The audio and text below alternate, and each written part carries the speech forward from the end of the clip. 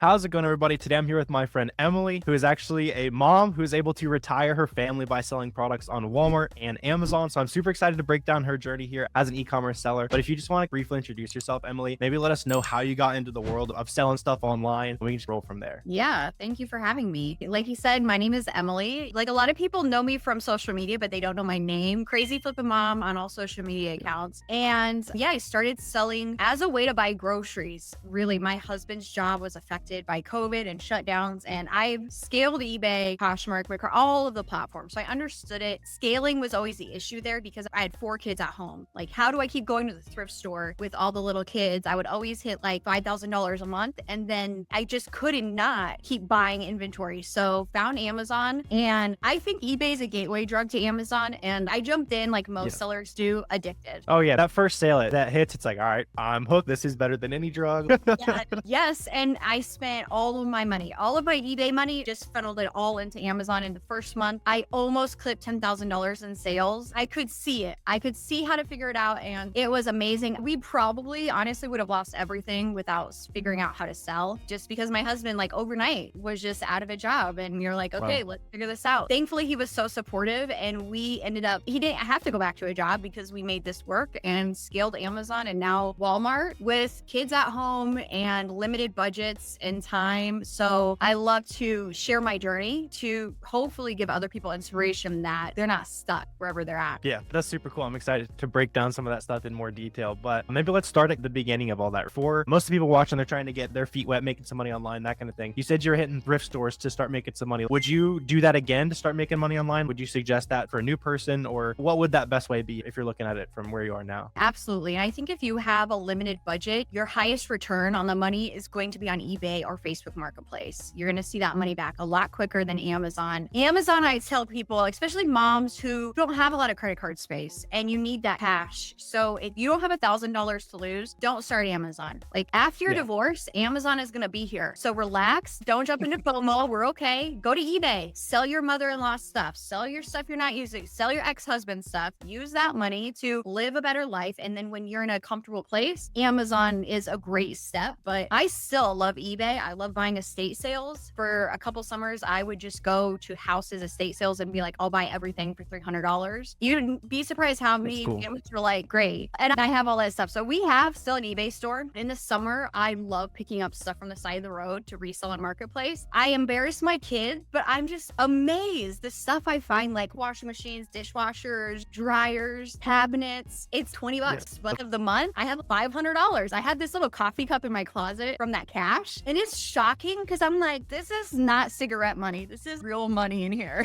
That's awesome. Yeah, you're definitely embarrassing the kids with that one. Mom's picking up another random thing off the side of the road. That's super slept on for people who are trying to make that first little bit of money, because it's like a thrift store that no one's scanned through before. I did that early on in my business. I'd talk to a couple other estate sale ladies in my city, and they'd be like, hey, I've got a bunch of books at this one. Come check them out. And then I clear out the books before anyone else got to them. Like, a lot of money to be made in estate sales if you're just willing to hustle, that kind of thing. It's so amazing. And I found once I jumped into this world, like there's money everywhere. It's just most people don't have the time. So they want to have yard sales. They don't have the time. So for a while, what I did to find free inventory for eBay was I had an ad running on Facebook that was like free pickup. And besides dead bodies, I would pick up anything. And sometimes it was garbage. I was just dropping it off at the dumpster or Goodwill immediately. But I got tons of people who were like, I just don't have time. It was the idea of people drive around with clothes in the trunk to go to Goodwill and they never go. So I'll come pick it up. So that was a great way to get inventory. But yeah, there's opportunities everywhere. Yeah, that's awesome. So you're talking about how that's not the most scalable thing in the world. It is super fun, and like I can see myself doing that for a long time. Hop out and do a yard sale on the weekend. Even if you're doing fine in life, hey, there's some stuff to resell. It's just like a fun treasure hunt. But obviously you wanted to build like kind of a more legitimate business out of things. Most people watching want to have at least a little bit more consistent income. So that's where I assume you got into Amazon and Walmart and that kind of thing. How did you find some of those first products to sell on those marketplaces? That stuff you could buy and sell multiple times. Yeah, I'm mostly doing retail and online arbitrage, which is sourcing products locally at stores to resell. So at that point, I was looking at clearance shelves and just seeing the opportunity of buying low and selling for ticket price sometimes and making some profit. It wasn't anything crazy, but I will say my first several buys were a complete loss. I was buying stuff that I wasn't ungated in. I think we've all been there. Yep. All the beginner mistakes, but I scaled very slowly, and it really wasn't until the shutdowns. So what happened during COVID was they closed the thrift stores. So then I was like, I have to focus on this, that I really started taking it seriously and figuring out, I knew how to list books, but just doing more than books and scaling, it really pushed me into the deep end of finding better sources and finding more. And it's just that addiction that you never stop. Yeah, it's interesting how like all the shutdowns led to a bunch of people just throwing in the towel, and then the people who are like willing to put in the effort, all like most of us are still around from that era. Like the real people who are just like willing to hustle are still around from like the shutdown era. It's just funny to see the difference. That's there. an interesting take, because I hear a lot of people like, oh, it's not as easy as COVID era, so it's real sellers now. And I feel like every hustle is a good one. If it does what it needs to do for your family and you, great. But yeah, still around from that time. I think it showed me how you could scale from a merchant perspective. Like I wasn't FBAing any inventory. I was shipping it all from my house. So just that low risk way, I realized I can do this. Like with a small budget, I can ship for my kitchen table. I can test products out this way. I didn't have to buy a pallet. I didn't have to buy 500 and have a huge loss to see if something was selling. So it taught me a lot of good lessons. Yeah, that's great. Can you talk me through one of those original Amazon flips back in the day? I know a lot of people watching want to hear an example, and then you're also talking about merchant fulfilling. Would you still go to the clearance, flip that same item, merchant fulfill it, that kind of thing? So at the beginning, I think I had an account 2 years before COVID. So for 2 years, I was selling discontinued products like one-off that were a huge return. I love that category, discontinued, but it's just not really scalable unless you want to live on the road. But I was going and buying small packs of like Kleenex wipes, and Preparation H went wild for a while. I would check out at grocery stores with like 100 boxes of Prep H. And they're like, man, I hope this lady's okay. Yeast was another one. I would sell my house. I bought and sold thousands of packets of yeast. Like when everybody was baking bread and that kind of thing? Yes. The biggest one was hand weights. I went hard on weights because people were home. I traveled all through the Midwest and I broke my car suspension because it was filled with so many weights. I would travel. I would pick up like through the day, I pick up like 100 hand weights and then sell them that same day. I would go to my hotel and ship them. And in the morning, drop them off at USPS and just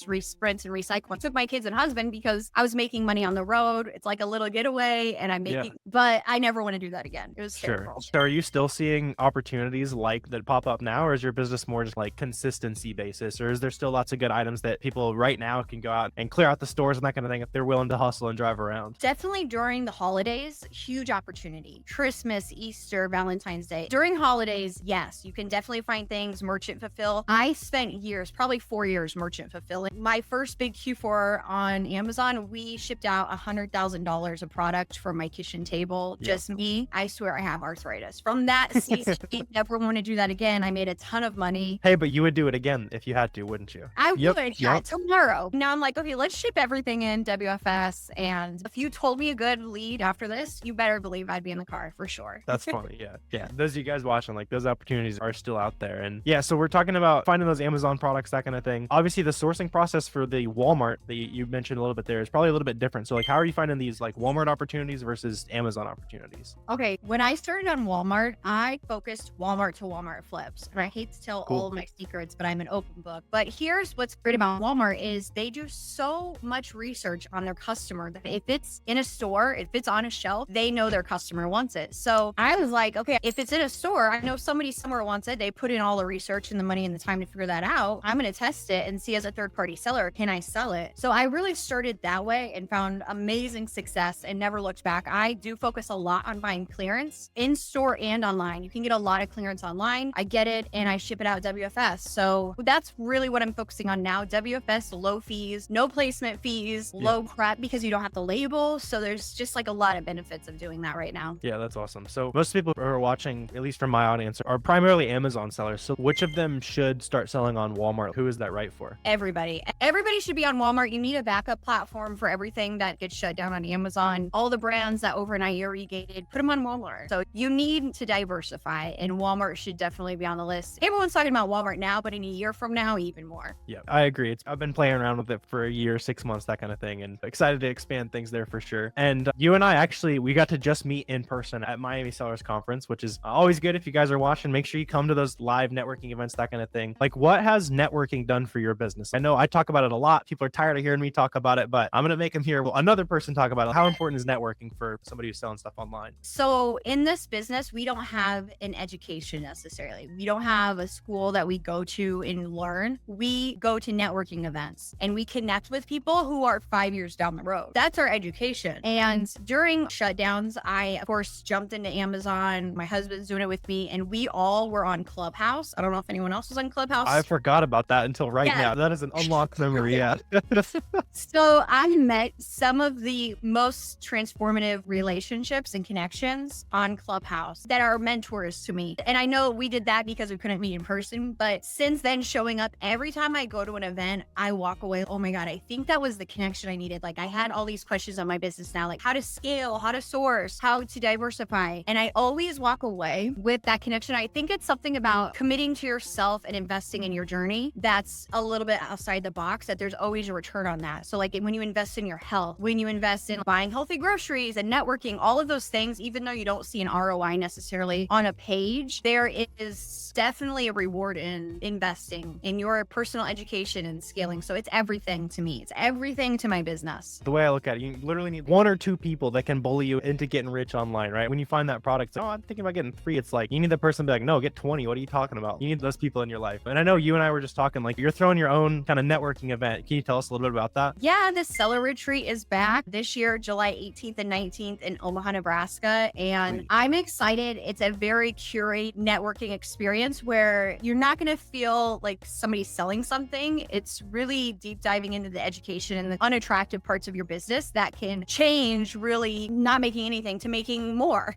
especially Walmart. It is Walmart specific, but sometimes on these platforms, you don't know what you don't know, but the reporting and operations and all the behind the scenes, we're diving into all of that. And I do have a party plans that's called Moo-Moos and Margaritas. I'm excited for that. Actually, this event started as like a meetup, and immediately Moo-Moos and Margaritas is happening. And now it's like a full-fledged thing, but I'm still holding strong to that. But it's going to be amazing if you guys can come, if you have open weekends, it's going to be amazing. I'm so excited for it. Yeah, I'll drop a link down below if you guys are in the area or want to travel in. Emily, obviously, I might even have to pop in, but yeah, you guys check that out if you're nearby and interested in selling on Walmart, that kind of thing. A lot of value in being networked in the space, that kind of thing. Sweet. So I want to talk about probably the second biggest excuse for a lot of people. I can't make money online. I don't have time. You're just talking about how you shipped $100,000 worth of stuff out of your dining room table, right? You're clearly busy. You got family to take care of, all that kind of stuff. So like, how do you balance real life with making money online? And what can people take away from that? I don't even know where to start. That was a lot. I don't know if this is on topic or off topic, but especially women who are watching, anybody, you are juggling a lot, and we tend to put ourselves last and talk down the most to ourselves. Like you look at what I'm doing or what Warner's doing and you're like, I could never, right? And it's that self-talk. And that's something this year I focused on at the beginning. I know this may sound cheesy, but at the beginning of every day, I have this narrative I play in my head. Like, I'm going to make the best connections today. At the end of the day, I'm going to have something to celebrate, because I realized all of my self-talk was terrible. Yeah. And one of the issues I had in my business, I never planned to succeed. And so when I did succeed, I was like,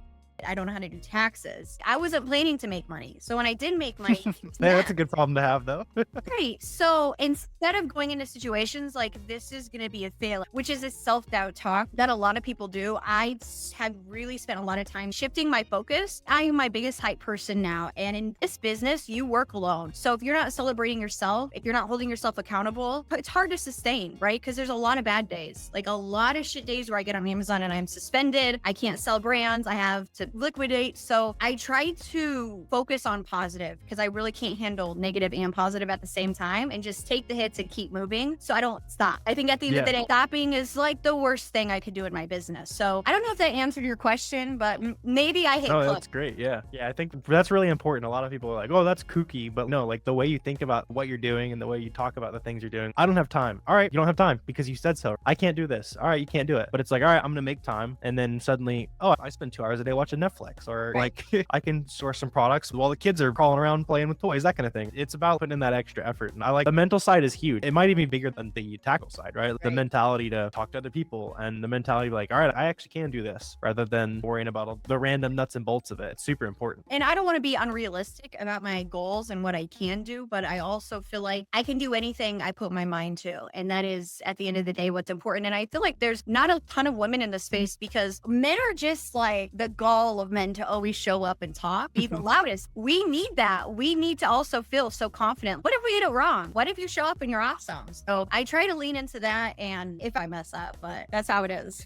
I like it. Hey, I've been noticing it's a bunch of the awesome ladies crushing the Walmart space. Like Amazon, there's a lot of like dudes talking about it, but it's like all ladies running the Walmart space right now. I love it. I love it. Oh, thank you. Yeah. And what Seller Retreat is, I think we have all women speaking right now, and I love to That's see cool. that, because there are so many female sellers. They're just probably busy with kids or running jobs or whatever. So I get it, but I'm excited to bring some of these minds to the table who people haven't seen before. Yeah, that's awesome. Sweet. I want to ask you a couple more just kind of tactical questions for those people that are trying to make some money online, right? I think there's some big misconceptions that people have when it comes to making money online. What was one of those big things that you see people still talking about, you might have believed when you started selling, that just simply wasn't true for you in your business? So I think the easiest one that sellers get bummed out initially is that success isn't immediate, and it's usually a lot of fails and loss. We started at a unique time because COVID shut down the world, and so everything was focused on merchant, and there was a lot of products that you could find, but it's not always like that. Like in the dead of summer, what are you supposed to sell? And if you're new starting Amazon, you look around and you may have come from social media and you're like, this is going to be easy. 1, 2, 3, I should be making money. And usually that's the first hurdle for sellers, is not making money instantly, but honestly not making money for a while and losing money, because people are willing to invest if they know they're making money. But to tell people you could be losing money on products, it's unrealistic to think that you're going to win on every product. So that's usually a hard one, and where sellers will jump out immediately or decide to stay with it. Instagram told me I get the Lamborghini with the seller account, though. Are you telling me that I have to work for it? Do we need Lamborghinis? Probably not. Probably not. I just told somebody I don't want a Lamborghini. I want like groceries. A couple dozen of eggs in the fridge is the flex for 2025. Yeah. So as you've been growing your business, obviously you talked about going from thrift stores to selling name brand stuff. Even in the process of selling name brand stuff, what are some ways that you've found you're able to make more money per hour, if that's how you want to look at it? What are some ways you created more efficiency? And is that just time in the game, or is there anything tactically you've changed as you evolve? Yeah, so unfortunately for me, I stopped selling merchant. It's something I love to do. Like I said, you get a high out of looking and seeing you've just bought a product and sold it immediately, but it takes a lot of time to ship those products. During Q4, we can do upwards of 500 products a day from our house. And the amount of time, tape, boxes, poly bags, I've had to stop. Sure. I want to do it, but that takes a lot of time. Something I need to do is bring in help, but I just micromanage everything. So that's something this year that I'm trying to move into more, but getting out of merchant was probably the first thing I did to free up some more time, and I making more money because I'm not buying boxes. It's all going straight in. I'm not waiting for it to sell. Yeah, I like that. And you talked about how it was like really important in the early days. So like, when is that decision point for an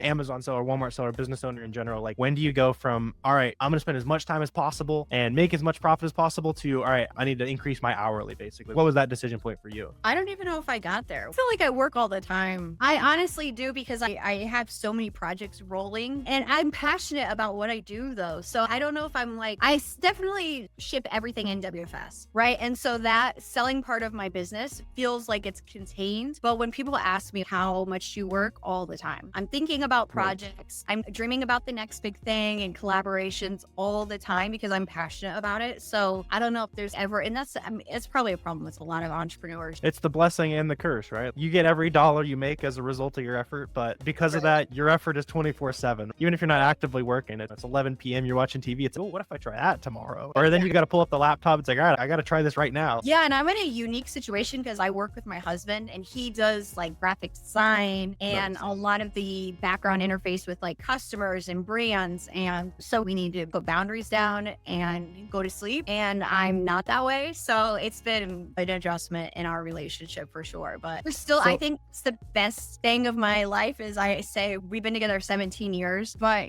working together in a business like this is different level of partner. Yeah, I know a lot of people will warn against that type of stuff. So what would you suggest for someone who's thinking about getting into business with their partner, with their best friend, that kind of thing? Is it a good idea, a bad idea? What should we think about? It's not a good idea. Okay. I think for a lot of people, it's not a good idea. It's stressful. My husband and I have such a good relationship and friendship. And I don't know, I think if our kids were younger, it wouldn't be a good idea. There's only this very unique window that it's a good opportunity. Sure.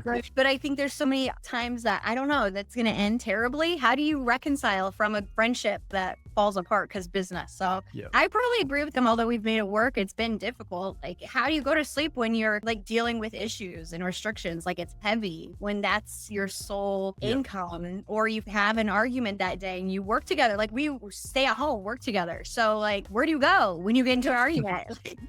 Are you going to be working with your partner in this business? You guys no, she has no interest in selling on Amazon, that kind of stuff. And I do tend to agree with you. Like, I'll talk to a lot of, especially younger guys, like, I'm going to start this business with my best friend. It's like, why? Just, you guys both have a seller account. You guys can both sell the same things and you both make more money because you can share ideas and get all the same benefits without that kind of thing. It's a little different for you since you're in the same house and there's some extra limits on how many accounts you can have and that kind of thing. But yeah, usually more people can make more money together. Just let's just share all of our ideas and have our own things going on. That way there's no hard feelings if we don't like each other in a year.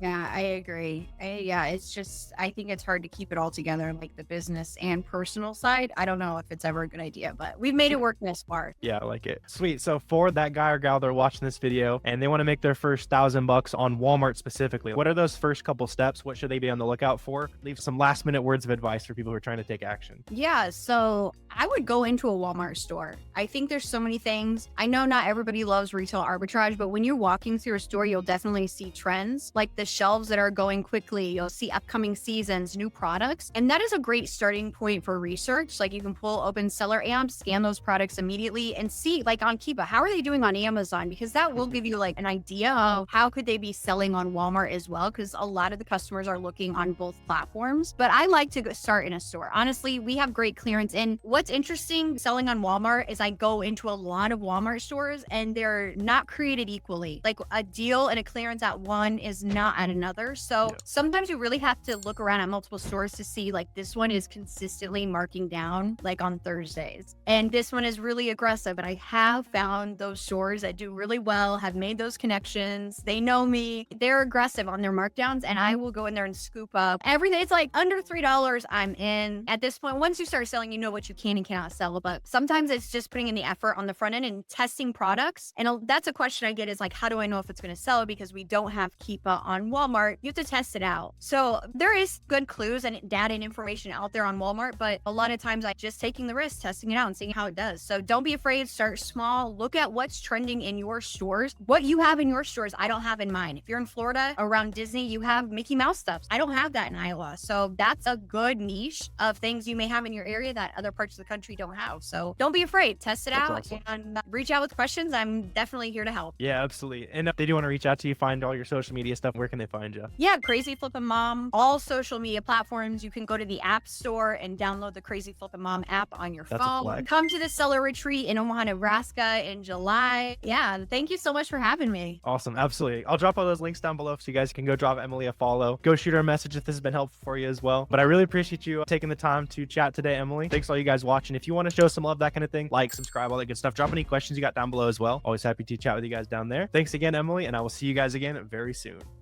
Bye.